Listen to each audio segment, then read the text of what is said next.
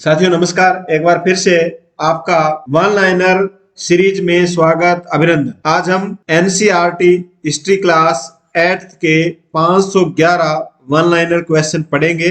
कक्षा 6 के 410 one liner question पढ़ चुके हैं 45 मिनट में। कक्षा 7 के 660 वन लाइनर क्वेश्चन 90 मिनट में हम पढ़ चुके हैं। आप हमारे चैनल को जरूर सब्सक्राइब करें और बेल आइकन जो नोटिफिकेशन है उसको भी आप ऑन करें, ताकि जब भी कोई नया वीडियो आए तो आपको नोटिफिकेशन मिल जाए। एनसीईआरटी इतिहास कक्षा 8।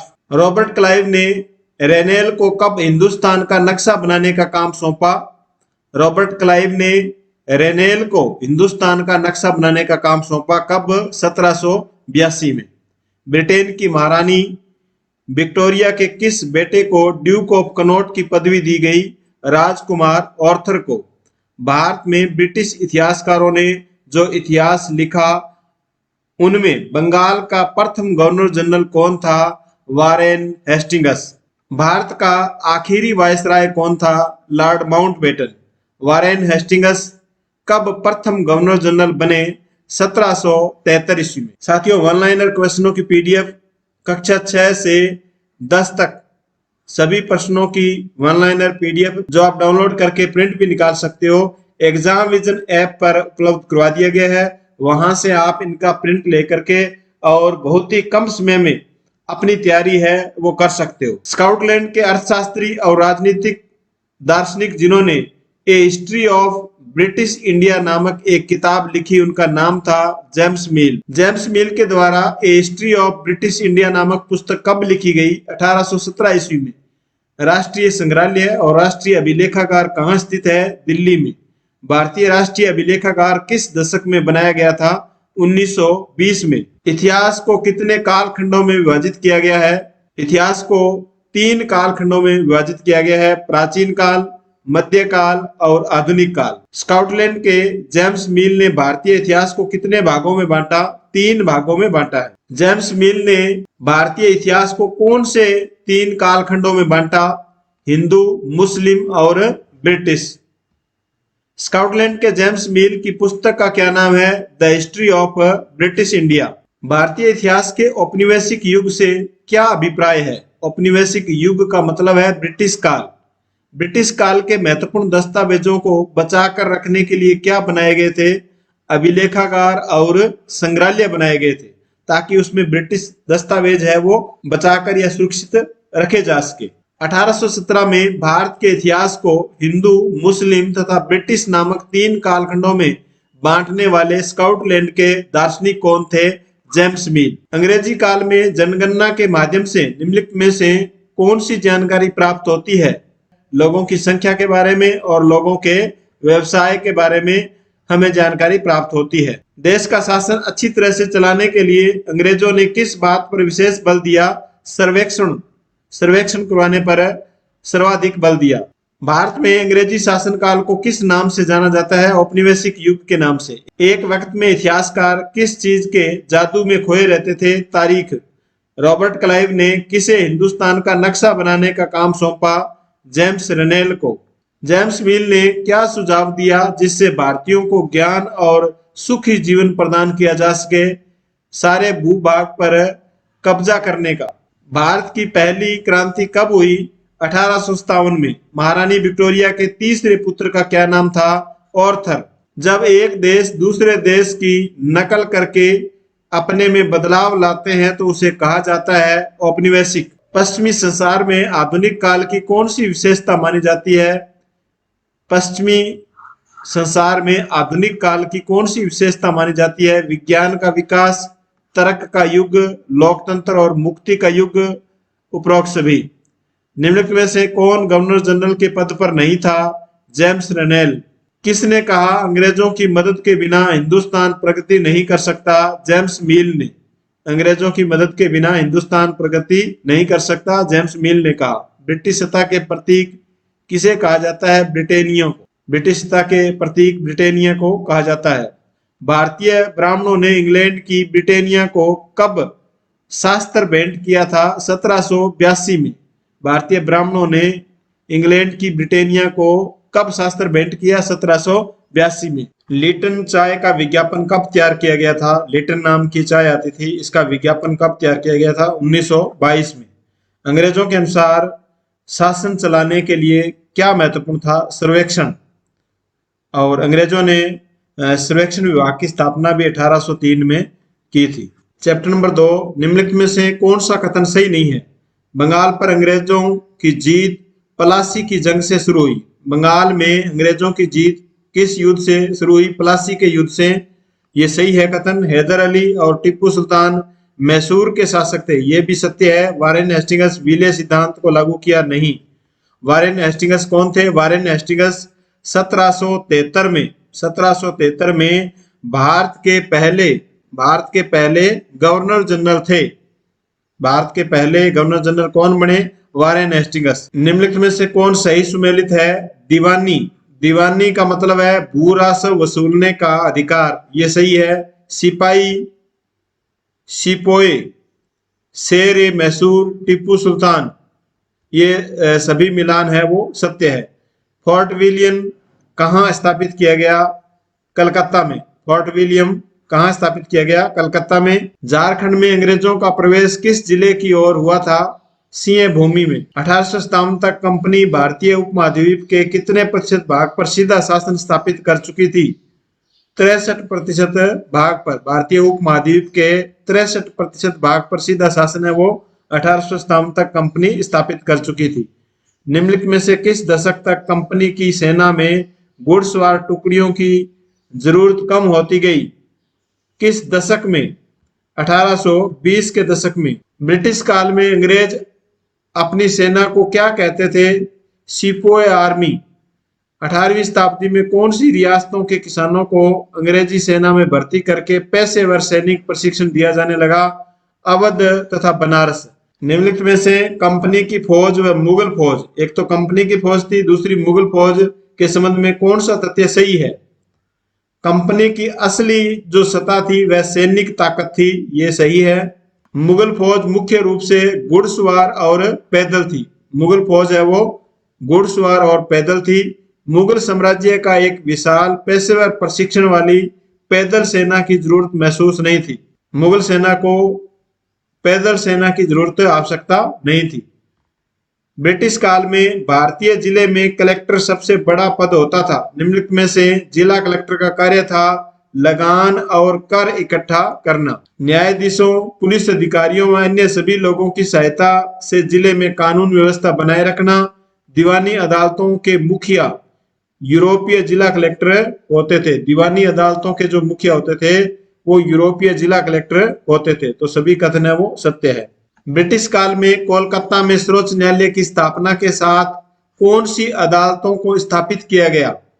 अपीलीय अदालत, सदर निजामत अदालत, उपरोक्त दोनों। ब्रिटिश काल में कोलकाता में सर्वोच्च न्यायालय की स्थापना की गई। यहाँ पर अपीलीय अदालत और सदर निजामत अदालत की स्थापना की गई। 1773 के रेगुलेटिंग एक्ट के तहत सर्वोच्च न्यायालय की स्थापना कहाँ की गई? कोलकाता में। भारत में एक नए सर्वोच्च न्यायालय की स्थापना किस एक्ट के तहत की गई? 1773 के रेगुलेटिंग एक्ट के तहत। भारत में सर्वप्रथम सर्वोच्च न्यायालय की स्थापना कब हुई? 1773 में। यूरोपीय न्यायाधीशों के लिए मुस्लिम कानूनों की एक संहिता कब तैयार की गई? 1778 ईस्वी में। 1775 में पंडितों के द्वारा भारतीय कानूनों के तैयार किए गए संकलन का किसने अंग्रेजी में अनुवाद किया? N.B. हॉलहेड ने। पंडितों के द्वारा जो भारतीय कानून तैयार किए गए थे 1775 में, उसका अंग्रेजी में अनुवाद किसने किया? N.B. हॉलहेड ने। N.B. हॉलहेड ने। ब्रिटिश काल में 1775 में कितने पंडितों को भारतीय कानूनों का एक संकलन तैयार करने का काम सौंपा गया? 11 पंडितों को। वारेन हेस्टिंग्स पर महाभियोग का मुकदमा चलाते समय किसने कहा कि मैं उसके ऊपर भारत के लोगों की ओर से महाभियोग चला रहा हूं जिनके अधिकारों को उन्होंने पैरों तले रौंद दिया था? एडमंड बर्के ने। एडमंड बर्के ने यह बात कही। वारेन हेस्टिंग्स पर ब्रिटिश संसद में कितने वर्षों तक महाभियोग का मुकदमा चला? 7 वर्ष तक। ये याद रखना। देखो किस पर ब्रिटिश संसद में महाभियोग चलाया गया? वारेन हेस्टिंग्स पर।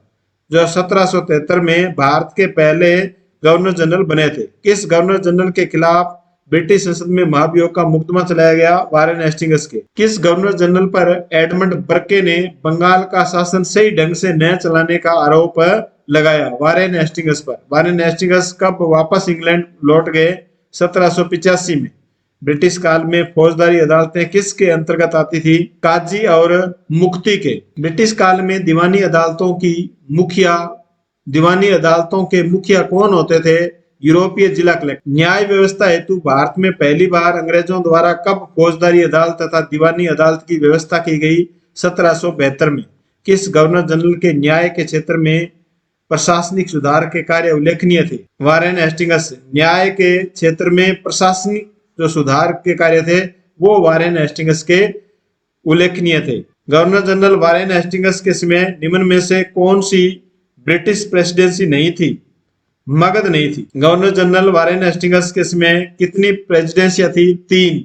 ब्रिटिश इलाके मोटे तौर पर प्रशासनिक इकाइयों में बंटे हुए थे जिन्हें कहा जाता था प्रेसिडेंसी। ब्रिटिश इलाके में मोटे तौर पर ब्रिटिश जो इलाका है वो प्रशासनिक इकाइयों में बंटा हुआ था, प्रेसिडेंसी कहा जाता था। वारेन हेस्टिंग्स के समय कंपनी किस क्षेत्र की सतह हासिल कर चुकी थी? बंगाल, बंबई, मद्रास। ये 3 प्रेसिडेंसी थी। देखो, बंगाल प्रेसिडेंसी, बंबई प्रेसिडेंसी और मद्रास। निम्न में से किस रियासत पर कंपनी ने कुशासन का आरोप लगाकर 1856 में हड़प लिया था? अवध को। अवध पर कुशासन का आरोप लगा करके 1856 में इसे हड़प लिया था। निम्न में से किस रियासत को कंपनी ने सबसे अंत में हड़प लिया था? अवध को। लॉर्ड डलहौजी के द्वारा हड़पी गई रियासतों तथा उनके समय कौन सा युग्म सही सुमेलित है? नहीं है। नागपुर 1854 ये सही नहीं है। लॉर्ड डलहौजी की विलय नीति के तहत झांसी को कब कंपनी ने अधिग्रहण कर लिया था? 1854 में। 1854 में झांसी को अधिग्रहण किया था, न कि नागपुर को। लॉर्ड डलहौजी के द्वारा कब उदयपुर रियासत को विलय नीति के तहत हड़प लिया था? 1852 में। विलय नीति किसकी थी? लॉर्ड डलहौजी। निम्न में से किस रियासत को विलय नीति के तहत 1848 में, देखो सबसे पहले 1848 में अपने अधीन कर लिया था लॉर्ड डलहौजी ने सतारा को। किस शासक ने देशी रियासतों के प्रति यह नीति अपनाई कि यदि किसी शासक की मृत्यु निसंतान होती है तो उसकी रियासत हड़प ली जाएगी, वह कंपनी के भूभाग का हिस्सा बन जाएगी? लॉर्ड डलहौजी ने गोद निषेध नीति या विलय नीति, डॉक्ट्रिन ऑफ लैप्स की नीति लॉर्ड डलहौजी के द्वारा जारी की गई। निम्न में से किस गवर्नर जनरल का शासन 1848 से 1856 के बीच रहा? 1848 से 1856 के बीच लॉर्ड डलहौजी। निम्न में से किस गवर्नर जनरल ने विलय की नीति को अपनाया? लॉर्ड डलहौजी ने। महाराजा रणजीत सिंह की मृत्यु के बाद पंजाब को अंग्रेजों ने कब अधिग्रहण कर लिया था? 1849 ईस्वी में। पंजाब के शासक महाराजा रणजीत सिंह की मृत्यु कब हुई? 1839 ईस्वी में। पंजाब के किस शासक ने ईस्ट इंडिया कंपनी को पंजाब पर अधिकार नहीं करने दिया? महाराजा रणजीत सिंह ने। ईस्ट इंडिया कंपनी के कब्जे में सिंध कब आया था? 1843 में। अंग्रेजों ने उत्तर पश्चिम में नियंत्रण स्थापित करने हेतु किस क्षेत्र पर 1838 से 1842 के बीच एक लंबी लड़ाई लड़ी थी? अफगानिस्तान। 1830 के दशक के अंत में ईस्ट इंडिया कंपनी किस देश के प्रभाव से डरी हुई थी? रूस के प्रभाव से। अंग्रेजों ने कब संगोली के चौकीदार रायना को फांसी पर लटका दिया था? संगोली का चौकीदार था रायना, उसको कब फांसी पर लटका दिया? 1830 में। कर्नाटक की चेन्नम्मा के बाद अंग्रेजों के प्रति प्रतिशोध जारी रखने वाला रायना कहाँ का एक गरीब चौकीदार था? संगोली का चौकीदार था।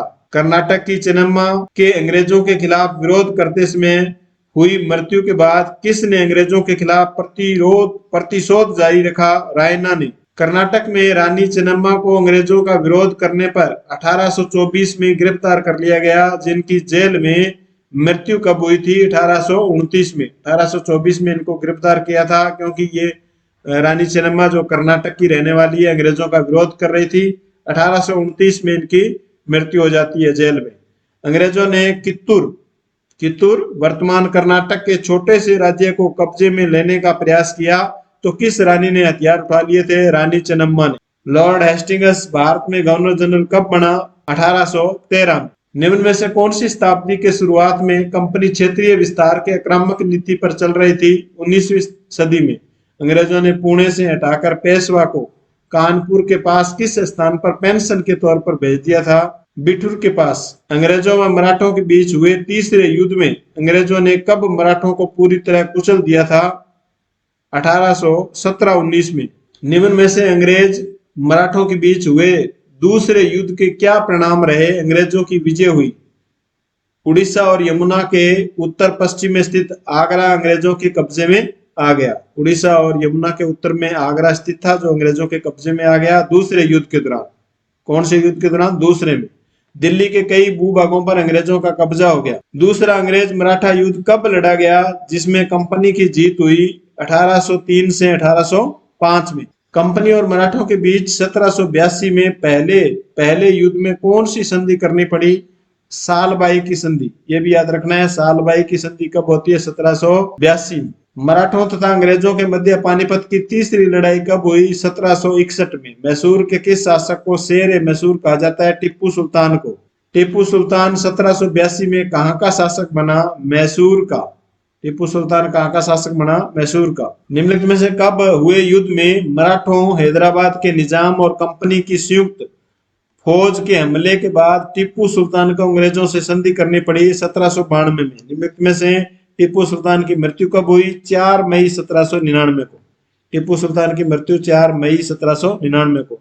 श्रीरंगपट्टनम की विजय के बाद किस रियासत पर अंग्रेजों ने सहायक संधि थोप दी थी? मैसूर पर।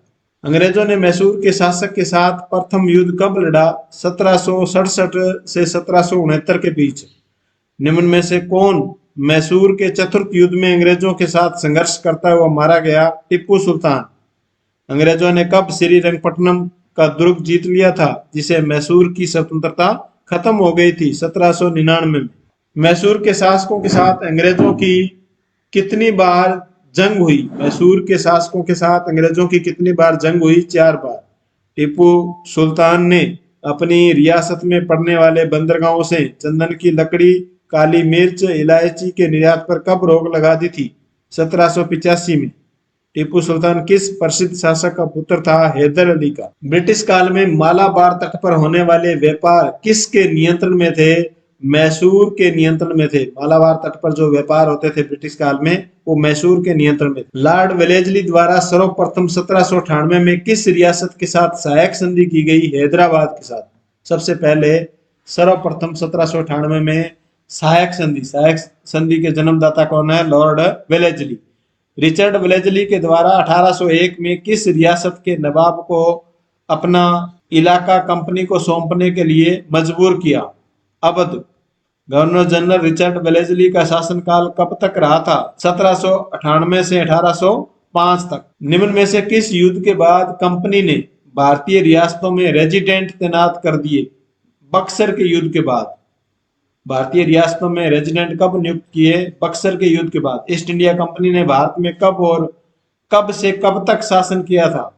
1757 से 1857 के बीच। वे गवर्नर जो भारत से धन दौलत जमा कर वापस इंग्लैंड जाकर आलीशान जीवन जीने लगे, उन्हें कहा जाता था? नवाब कहा जाता था।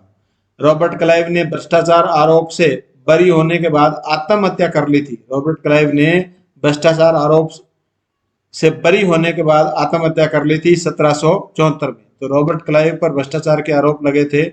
ब्रिटिश संसद में कब रॉबर्ट क्लाइव को भ्रष्टाचार के आरोपों पर अपनी सफाई देनी पड़ी? 1772 में। निम्न में से किस गवर्नर को ब्रिटिश संसद में बंगाल में की गई भ्रष्टाचार के प्रति सफाई देनी पड़ी? रॉबर्ट क्लाइव को। रॉबर्ट क्लाइव जब भारत से हमेशा के लिए इंग्लैंड गया तो यहाँ उसकी दौलत कितने पाउंड के बराबर थी? 4,01,102 पाउंड की। रॉबर्ट क्लाइव भारत से हमेशा के लिए इंग्लैंड हेतु कब रवाना हुआ? 1767 में। रॉबर्ट क्लाइव कितनी बार गवर्नर बना? रॉबर्ट क्लाइव 2 बार गवर्नर बना। लॉर्ड क्लाइव जब भारत आया तब उसकी आयु कितनी थी? 18 साल। रॉबर्ट क्लाइव पहली बार इंग्लैंड से मद्रास भारत कब आया था? 1743 में। 1757 में हुए प्लासी युद्ध के बाद, प्लासी युद्ध कब होता है? 1757 में। बंगाल के नवाब किस बात के लिए बाध्य हो गए थे?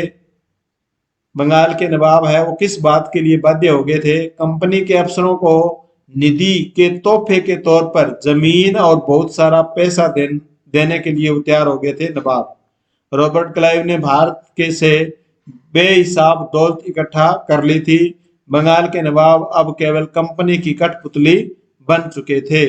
इस युद्ध के बाद में 1757 के प्लासी युद्ध के बाद में मुगल सम्राट ने कब ईस्ट इंडिया कंपनी को बंगाल प्रांत का दीवान नियुक्त किया?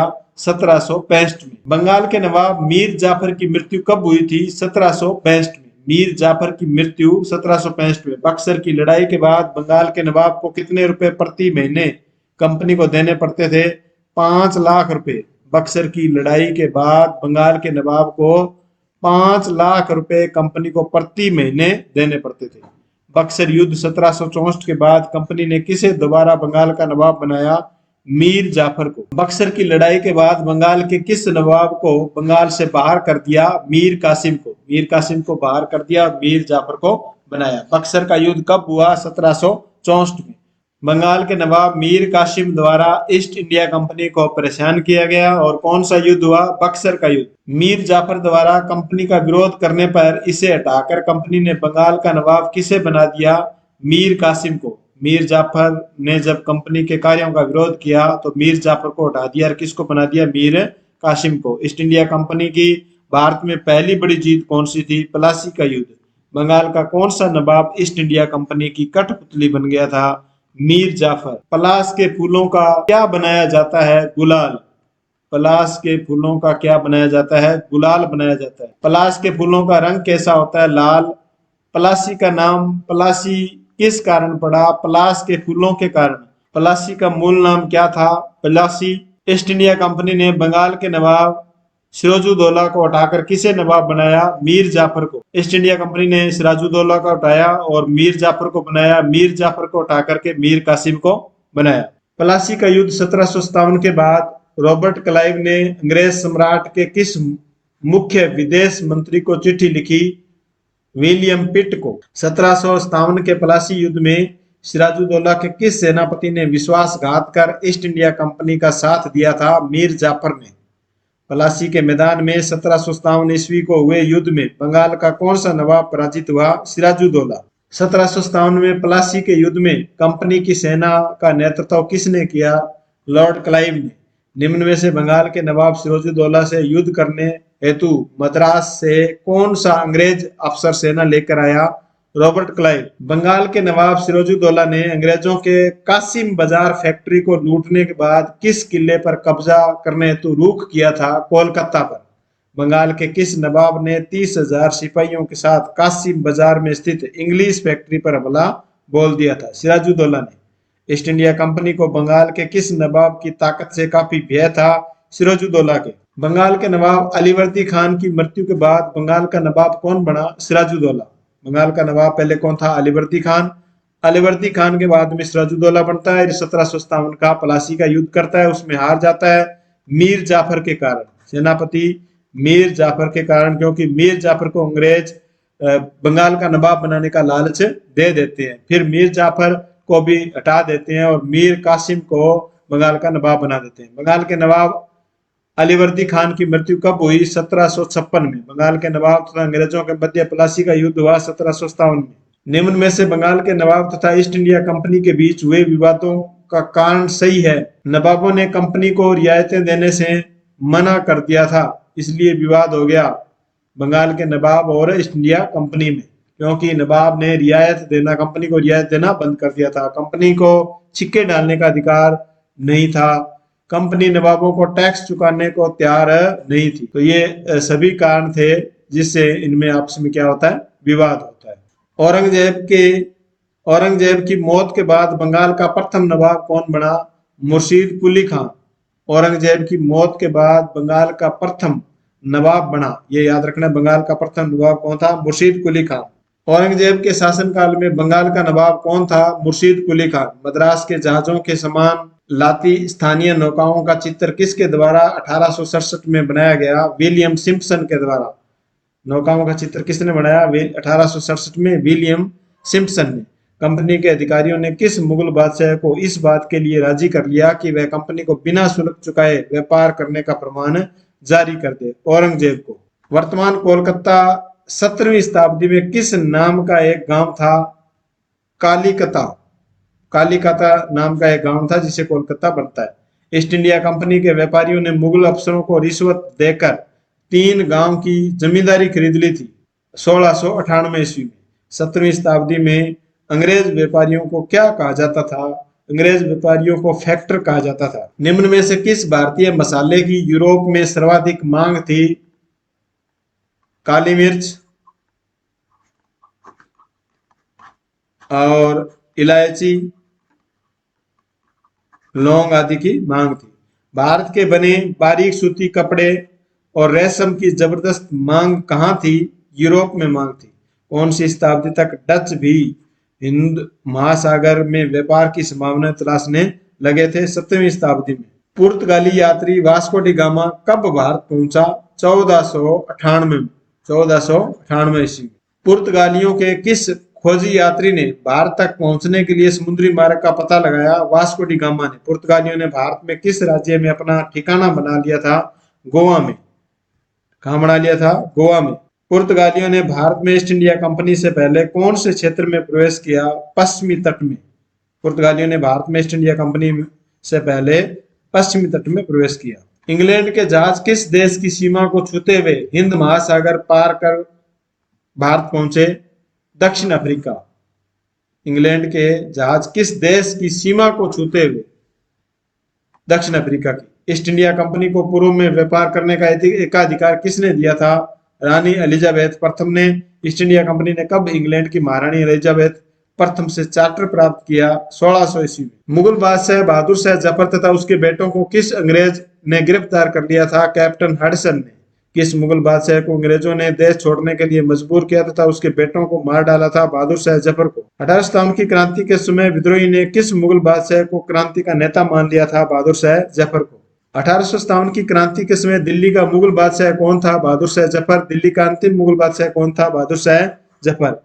अंग्रेज भारत में सबसे पहले किस रूप में आए थे? व्यापारिक कंपनी के रूप में। कौन सी शताब्दी के उत्तरार्ध तक राजनीतिक क्षैतिज पर अंग्रेजों के रूप में एक नई ताकत बढ़ने लगी? 18वीं शताब्दी में। मुगल बादशाह औरंगजेब की मौत कब हुई? 1707 में।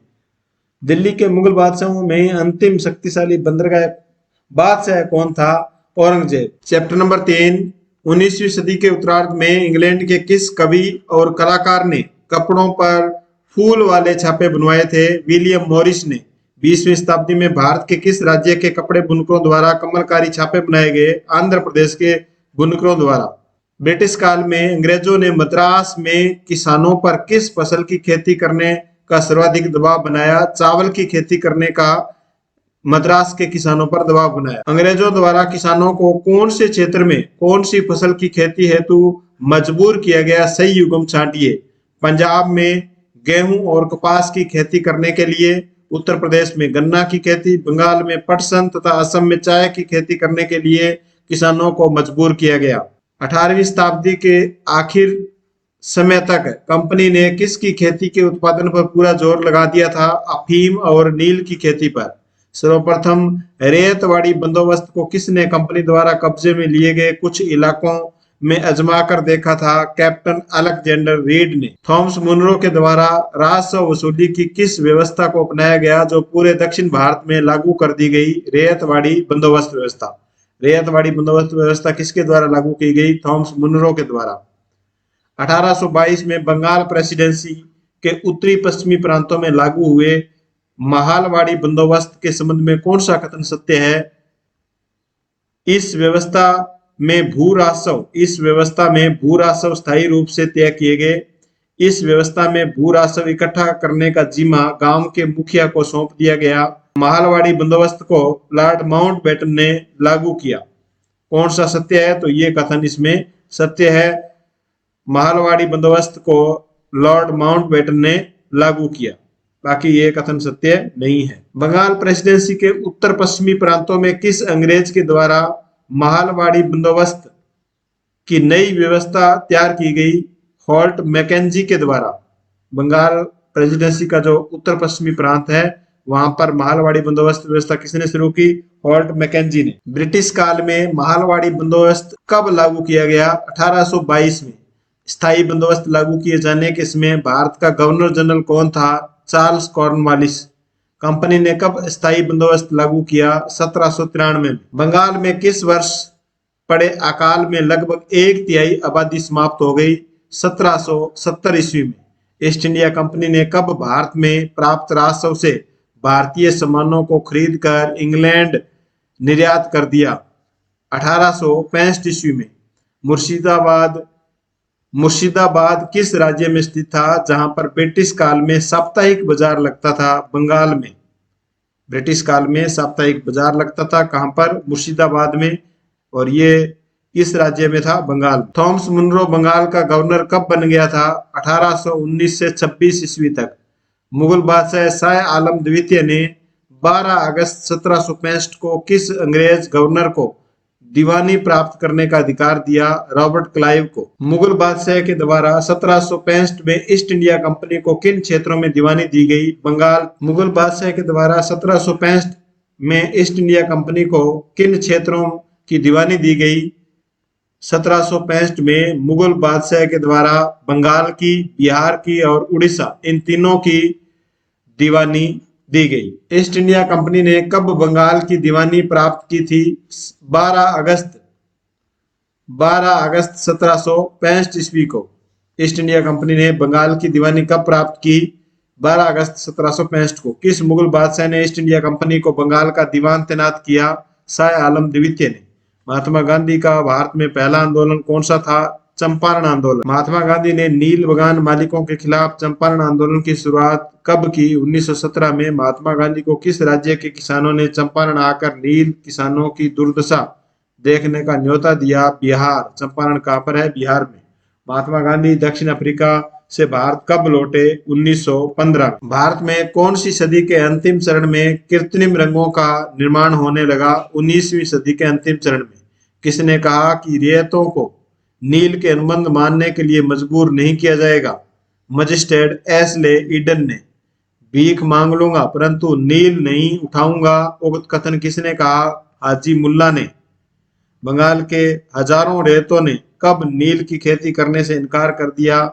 मार्च 1859। कटाई के बाद नील के पौधों को कारखाने में स्थित किस स्थान पर पहुंचाया जाता था?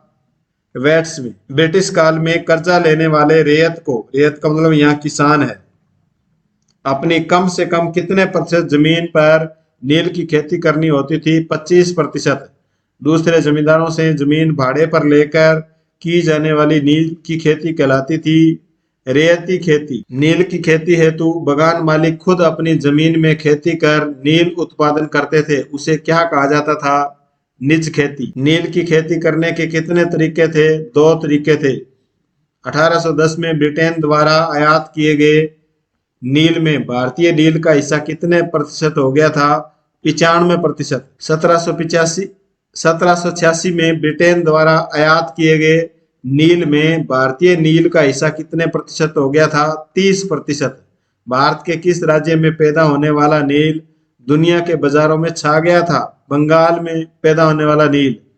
18वीं शताब्दी के आखिरी दशक के किस राज्य में नील की खेती तेजी से होने लगी थी? बंगाल में। यूरोपीय कपड़ा उत्पादकों को बैंगनी और नीले रंग बनाने के लिए वोड नामक एक पौधे पर निर्भर रहना पड़ता था जो किस क्षेत्र में होता था? शीतोष्ण कटिबंध।